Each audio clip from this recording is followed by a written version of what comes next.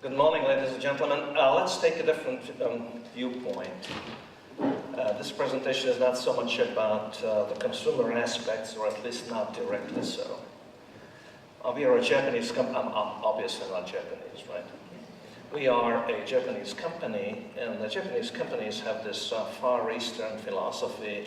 They like to think about long-term issues. They like to think about big questions such as what happens to mankind. In the future, obviously, information technology and communication technology, the two combine, the ICT technologies, as in the title of this event, will probably be the infrastructure of mankind. It's already turning that way, and probably at the end of this decade, there will be no other infrastructure but the one that's penetrated totally by information and communication technologies. So maybe it's an important question to look at it. What can big companies do so that that infrastructure is reliable, available, and it powers innovation in such a way that not only the large companies who already have done the IPO and have billions and billions of dollars of stock market value, and therefore money is not an objective for them, but what happens to the rest, the 90% that Julie was talking about, what happens to the people and how they can contribute, even if they don't work in large companies and even if they don't live in powerful, big, rich countries. And to do that, Fujitsu has a corporate vision that is called the Human-Centric Intelligent Society. Just a second, I need to figure out how to use this. All right. So this whole notion is based on a key question: how is our world and infrastructure transforming these days? How will the future be different because of that? If you ever thought about why humans, we people, are intelligent, then some of you would say, oh, that's because of our brain, and this is correct. Or some would be more precise and it's brain cells, which is even more correct. But the truly correct statement is it's the connections between the brain cells, the so-called synapses. That when we are a child, a baby born, we got wired up. The synapses connect the different brain cells, and while that's happening, we are becoming intelligent. You know what? The same thing is happening in the infrastructure of mankind, what we build using information and communication technologies, and what we are seeing now is that we are heading into a connected world, and exactly the same way as the brain gets more intelligent because of the connections, we get more intelligent because of the connections of the brain. Now, the World Economic Forum in Davos talked about the hyper-connected world, and this is, in terms of physics, somewhat of an overstatement, because if something is connected, then I don't know what hyper-connected means. It sounds like marketing. But maybe what they might have meant by that is that it's not just that people are connected. People are already connected, and all of us have cell phones, and we are connected already. So the question is, what else can be connected? And the proper answer is everything else can be and will be connected as well. And because of that, all the business processes get connected, and everything and all parts of the value creation gets connected, and all the innovations and ideas, bright ideas, will be connected somehow. So we are heading into, in this sense, maybe a hyper-connected world, and that's a new world. That's a transformed world in many ways. The way this happens, you heard about it, the way this happens is via the technologies and the disciplines of the Internet of Things, as many people call it, because in the Internet of Things, it's not just that the people and the computers and the communication devices are connected, that's obvious and trivial, but also everything else, in particular the objects of the analog traditional world get connected as well and become smarter because of that. It was about 5 years ago, 6 years ago, when the number of objects on the internet became larger than the number of people participating in the internet interactions. And that's obvious that it needs to happen. We are a couple of billion people, 7, 8 billion people, soon maybe 9 billion, but we are already at around probably 12 to 13 billion connected devices altogether on the internet. It's going up very quickly. It's going to hit probably the 50, 60 billion by the end of this decade. Therefore, it's obvious that the human part of the internet will become smaller. So one interesting and key question is, what happens then if this is going on like that? I mean, we know what the internet did to people and processes where people interact. The one big thing it did was disintermediation, remember the word? It did eliminate the middleman. In many processes there was no use and there was no reason for people existing and adding some value and taking some margin in the process. Because it could be done directly. Now, if the same thing happens on the Internet of Things, that's going to create an entirely new situation, and there will be lots of new opportunities that technology needs to respond to. I like to think about the current world as segregated maybe in two pieces, the obviously digital and the not digital at all, analog world. And you know what? The digital world is a done deal. There's lots of exciting things, and lots of new opportunities, and we heard a couple of them this morning, in the obviously digital world.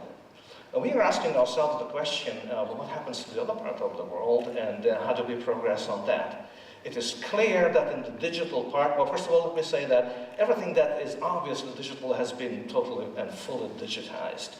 Music, videos, communication, you saw the examples this morning, books, everything like that is already totally digital, and the value creation transformed totally. Digital transformation has happened. Therefore, in that world, what we have is that barriers are gone, barriers of entry into businesses are minimal, and that's because to start a business doesn't cost a fortune anymore. It costs a couple of $1,000. And you know, the old anecdote that some businesses in Silicon Valley have been started on an American Express credit card, which is true, but those things have like 100,000 spend limits, so it's actually a statement about quite a bit of money.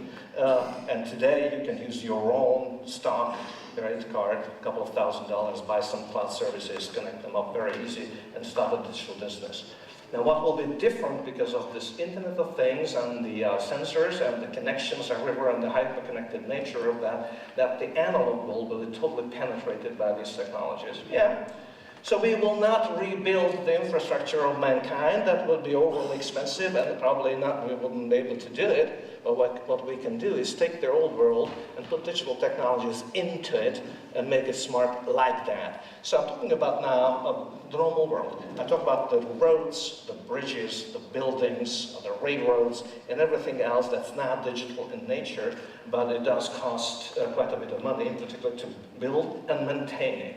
And the 3D printing is just one of the parochial examples, and I understand that, but it is already showing of how the material part of the business is not playing the same important role as it used to, because it can be transferred and it can be done remotely in some ways. So there will be new ways of building businesses like that in the analog part and the old world part of it. I'll comment on that later as we progress.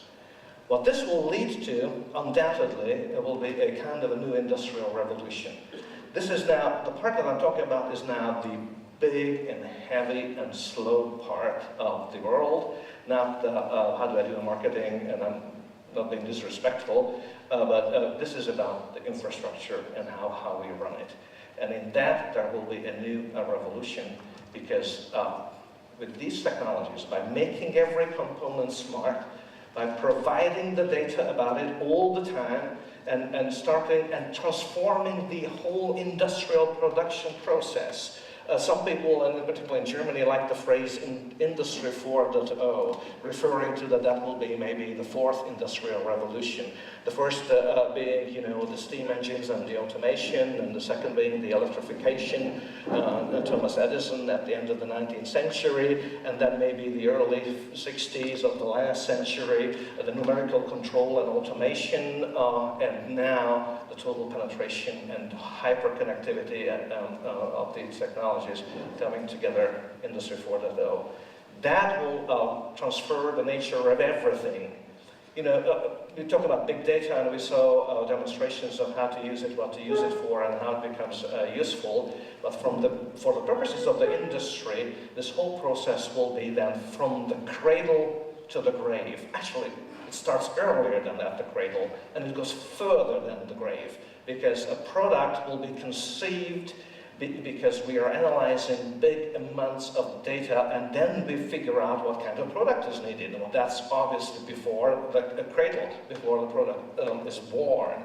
And then, when the product is approaching the end of the life cycle, obviously we will draw conclusions, what kind of next generations we will be going to be needing, and everything in between as well. So maintenance and production will be the same, and companies will probably not sell a bunch of products, will not be sold anymore, but it will be a part, that will be a part of a value creation process where creating and maintaining and using its data, it will be a single process. With that, we'll be able to reinvent what production and industrial production means.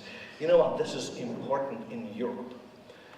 One could argue that the European countries and the whole European community somehow was not maybe at the forefront of the digital revolution. I think one could argue that. There are not too many computer companies, IT companies. So one could argue that Europe sort of missed the boat. But then we are handed now a new opportunity on a silver platter, and that opportunity is to integrate the traditional old world of industrial production, the buildings, the cars, the railroad, and integrate that and make them smart. And with that, there is an entirely new opportunity. And if I was the European Union or the European Commission, I would be investing like crazy into this opportunity. So this is what I mean by the new industrial revolution. I'm having a problem with my clicker. Yeah. So with that, that's just one aspect, and I don't have time to cover the other aspects, but that's just one aspect that is showing, what kind of opportunities are emerging here. And we can look at now the so-called grand challenges of mankind, such as the population growth, the urbanization, the aging, which is a big problem in many of the European countries. It's even a bigger problem in Japan, by the way, so we do have experience in those questions. The environmental issues, the food production, the natural disasters. Again, Fujitsu is a Japanese company. We really know what we talk about in that respect. And I could argue, if I had enough time, that in any of these areas, this new opportunity of end-to-end connectedness and the hyperconnectivity and the sensors that provide data in early times and our ability to do big data type of analysis on them. And big data is not about big data. It's not even about big amounts of data, as David pointed out. Big data is about being smart with the data. And if you include the many sources, then you can do something we could never do before, and that's a context, and I'll mention that in a second again. Using that context, for example, in Japan, we are able to give flash flood warnings, like 3 to 4 hours before traditional systems do that. Now that's in terms of national economy and saving people's lives and goods is an incredible achievement, and this is how we will progress in that area. And we could talk about robotics and assisted living, what the sensors can do for the elderly people. And I could talk to you about, if I had time, about the projects we do in Ireland, where we figured out, here in Europe, where we figured out that alone the problem of the elderly, that they fall over and hurt themselves so badly that recovery takes a lot of money and a lot of time. How just putting sensors onto the body of these people, we can figure out when the stability becomes critical and can send them messages on big screen TVs that they in the living room when they cannot miss it. There's a problem, please sit down and don't move that much, or rearrange furniture and things like that. So with that end-to-end connectedness and with that kind of information and the knowledge that we can take out from the data, we can do all these amazing things. And that leads to an opportunity for Fujitsu to realize that one key driver of the future, and again, I'm not talking about money. Money is an important part of this, the fiscal aspects, and the startups and investments are an important part of this. But today I would like to concentrate on the people aspect of this. Obviously, you need money to do innovation and resources to do it right. But at the end of the day, the ideas come from people, from you and others who are not in this room. And they are in the majority. And I understand, I'm totally sympathetic, in fact excited, about all the startup scenes and the vibrant places in Earth, such as Silicon Valley, and that's all fine, except most of the people are not there. So everybody should be able to contribute, and everybody should have the technology foundation available so that innovation can happen. Innovation is something that is a human-centric paradigm. It changes a bit of the things that the way we look at it. It emphasizes creativity versus efficiency. It's not about cost, it's more about growth, and it's not about owning stuff. It's about sharing things. And then we see a big difference between information and knowledge and money. The one is divisible, the other one is indivisible. Which leads to the fact that if you share your money with me, I'm going to have more, you're going to have less. But if I share my knowledge with you, you're going to have more, but I'm not going to have less. And this divisible nature of information, this is the one that can fuel the future economy of mankind, where by sharing, we don't lose. Everybody gains. I know, in terms of physics, I'm a physicist by training. This is, in terms of entropy and energy, and this is magic. But with knowledge and information, it actually does work, and therefore a whole human-centric paradigm can be built. And indeed, open innovation, and there will be discussions in the program during the day about that, and the empowerment of people is possible if we do this, and if we do this right. Now, so the three important pieces or three dimensions of this human-centric intelligent society and human-centric innovation are the following. And that's what Fujitsu calls a new approach to innovation. Again, this is not about money. It's about growth. And it's about not reducing cost. That was an important thing, and IT was plagued with this problem that CIOs were obliged to save cost in 10 to 15% every year. But now we are lucky to live in times where growth and profitability are more important, and arguably that's where innovation and science and technology can come in and can raise the levels and contribute very seriously. For us, there are three dimensions to innovation. The first two, or the bottom two on the chart, are the ones that everybody talks about. It's the connected infrastructure, it's the creative intelligence, and I would argue that the unique and rather Eastern and Japanese philosophy from Fujitsu is that there's a human empowerment in it. And we need to and we build technologies that enables that. That means many things in terms of technology. That means social interaction while you are at work, and the integration of social media services, and the use of social media services for amazing things. To me, social media are nothing else but sensors.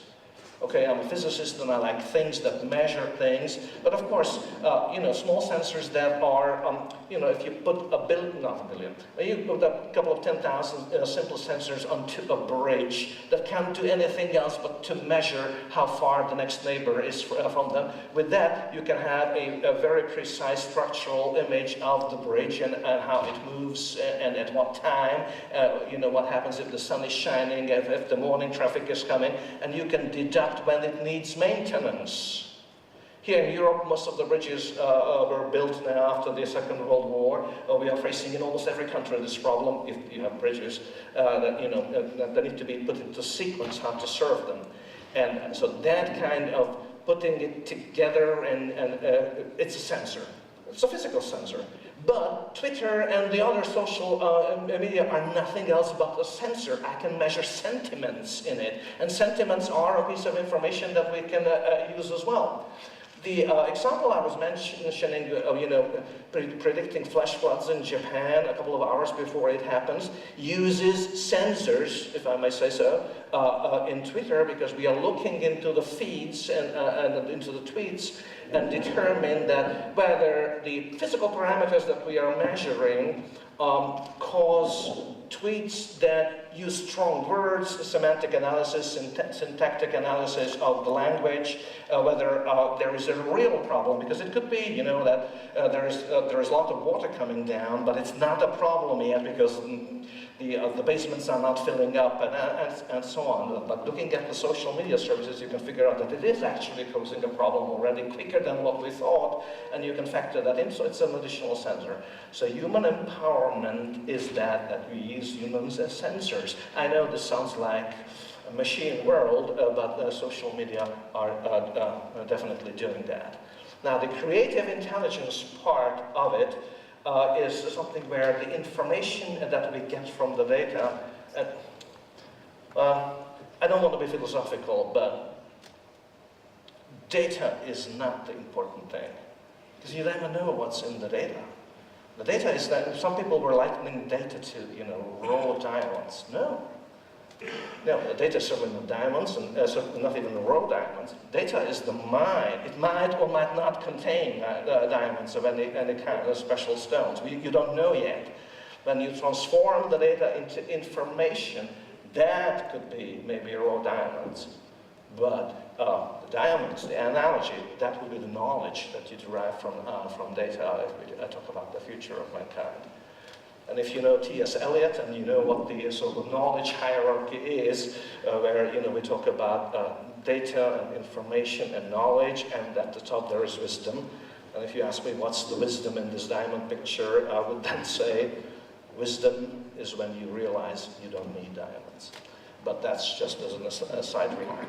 So what we have now in terms of creative intelligence is what we never had in the history of mankind, and that is a context. We have the data about the past, and it has been recorded, and it's in the archives, and it's in the storage systems. And then we have the data about the present, and that's the sensors that are delivering real-time information. And then we can process that information, and we can do algorithmic research and you know, assumption analysis and everything on that using incredible computer power, because sometimes it's just the simple sheer computer power that counts, and not so much the clever algorithms. I don't know whether you recall, like 15 years ago when one of the computer programs beat the grand champion in chess, Garry Kasparov. That was not a smart program. It was a very powerful computer that executed very simple algorithms, but it was so fast that it could still win, not because it was smart, but because it was powerful. And you know what? These days we have very intricate language translation system that translate foreign languages very precisely. You know how they work? They don't work with, you know, linguistic methods and syntax and other analysis, because that's too complicated. What they do, they compare all the databases that we have in the world, and in particular here in Luxembourg, you produce these because the proceedings of the European Union Commission are translated into a bunch of languages, and we have the Bible in the Christian part of the world, and the Quran in the other parts of the world, and these exist in several languages. So we take statistics. We compare and figure out what's the likelihood that this sentence is translated like, without understanding it. You don't need to be smart if you have enough computer power in many cases. But that's the present. And we have the data about the future. Yeah. The data about the future. Well, that data has a probability to it. It's not like 100% because we don't know. But the computer simulations, the ones we build supercomputers as well. We have our supercomputers that are running models of the human heart, models of the human brain. We can figure out with probabilities, but that there are mathematical methods to do that right, what's going to happen in the future. And because we know past, present, and future with some probability, we have a context. And because of that, we can figure out not just what happened, where it happened, and how it happened. We can also figure out why did it happen. And that's what the marketing people are going to use to create the future value chains of the future. You got to have an infrastructure to do that. And that infrastructure is existing as we speak. And it started out with the cloud computing disciplines, and it led to a situation where the infrastructure of ICT is not a roadblocker anymore. It used to be. Because if you had a bright idea, such as in a non-IT field, take agriculture as an example. If you had that bright idea, the instrumentation of an innovation project for it took at least 6 months. You had to buy the IT equipment, the servers, the storage, the networking, set it up. It took forever. Now there is cloud services, and you can literally buy them on a credit card.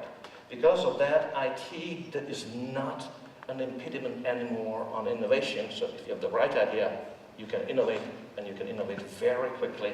And with that, we come to a new situation with these 3 dimensions of innovation: infrastructure, creative innovation, and the human-centric element of it. So here's what a company, an ICT, a truly ICT company like Fujitsu can do for you. What we do is we connect. The connected world is a good thing, and what we do, we connect these 3 dimensions of the innovation. We do have the infrastructure because we are a manufacturer and producer of everything that belongs to the infrastructure.